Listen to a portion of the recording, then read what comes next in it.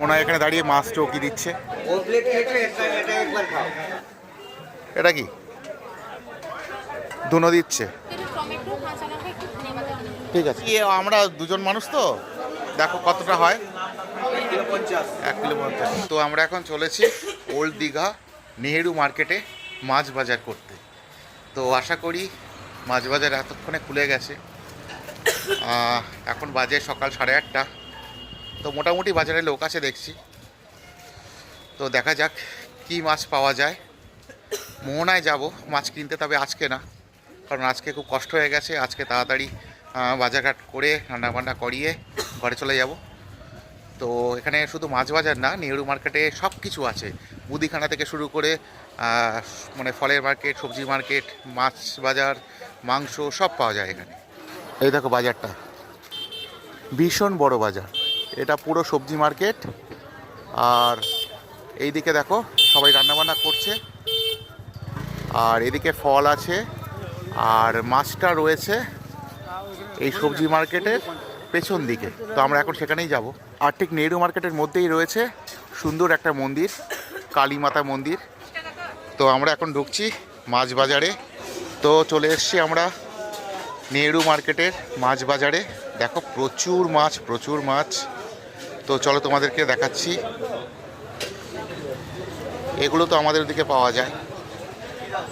আর সমুদ্রের মাছ হচ্ছে এগুলো, পমফ্রেট আছে, ভেটকি রয়েছে, ভোলা ভেটকি এটা। আর এটা কি একটা বেশ মাছ জানি না।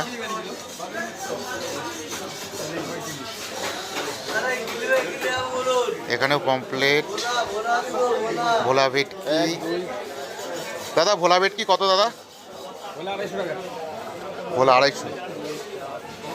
এটা 250 টাকা। আর এগুলো কি, এগুলো কি মাছ? Black pomfret. এই দেখো ব্ল্যাক পমফ্রেট, এগুলো কত করে যাচ্ছে? এটা 600 টাকা, ওই 400 টাকা। বড়টা 600 আর এটা 400। এদিকে রয়েছে আমুদি, আমুদি মাছ ভাজা। আমুদি খাবে মোনা? আর এ তো আমাদের ওদিককার মাছ।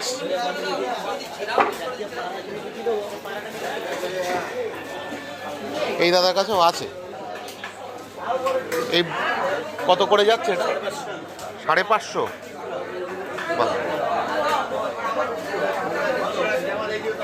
এটা সমুদ্রের চিতল? আরে বাবা, জানতাম না। কিন্তু এতে তো মাছ হবে দাদা। পমফ্রেট কত করে যাচ্ছে দাদা? কোনটা? এটা না, এটা না, এই পমফ্রেট। পমফ্রেট কত? 600। আর ওই ছোটোগুলো একটু, ওই দূরে ছোটোগুলো? চাটে না, না না, ওই আমরা দুজন মানুষ তো, দেখো কতটা হয়। 1 কিলো 50। 1 কিলো, 1 কিলোই ধরো, ওটা 1 কিলোই ধরো। 50 টাকা ধরে নাকি কেউ একটু আধটু? এটা কি নাম বলে? গুড়জালি? ও হালুয়া পমফ্রেট। এটা হচ্ছে হালুয়া পমফ্রেট, মানে জীবনে খাইনি, এই প্রথম দেখলাম, প্রথম কিনলাম। তো জানি না কেমন হবে, দেখে তো বেশ ভালোই লাগছে। দাদা এগুলো টেস্ট ভালো দাদা? কটা করে পিস হবে মোটামুটি? 4 পিস করে করে দিন। দেখা যাক, আমি কোনো খাইনি ওটা, ওই জন্য জিজ্ঞেস করলাম। এগুলো সব দীঘারি মাছ?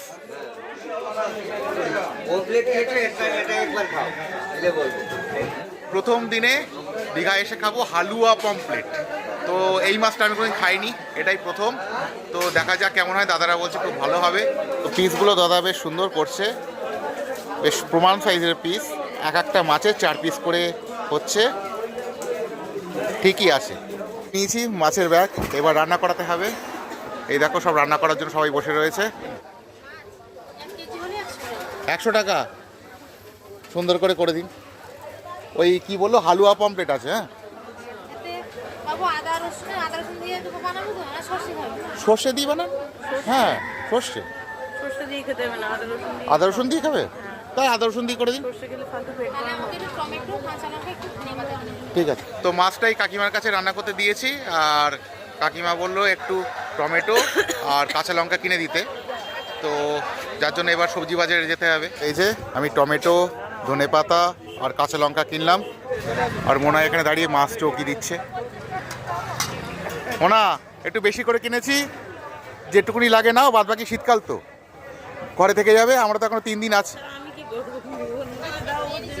হ্যাঁ, মানে এখন শীতকাল তো বেশি করে, আমরা এখনো 3 দিন আছি, আজকে সবে এসছি, একেবারে শনিবার পর্যন্ত।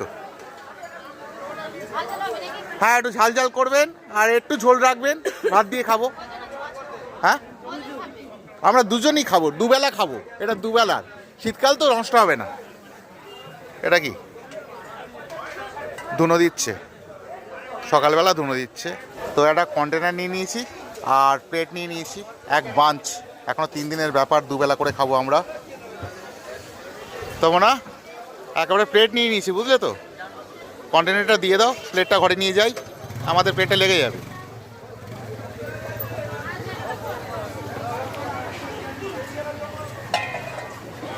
তো আমরা এবার যাচ্ছি রুমের দিকে।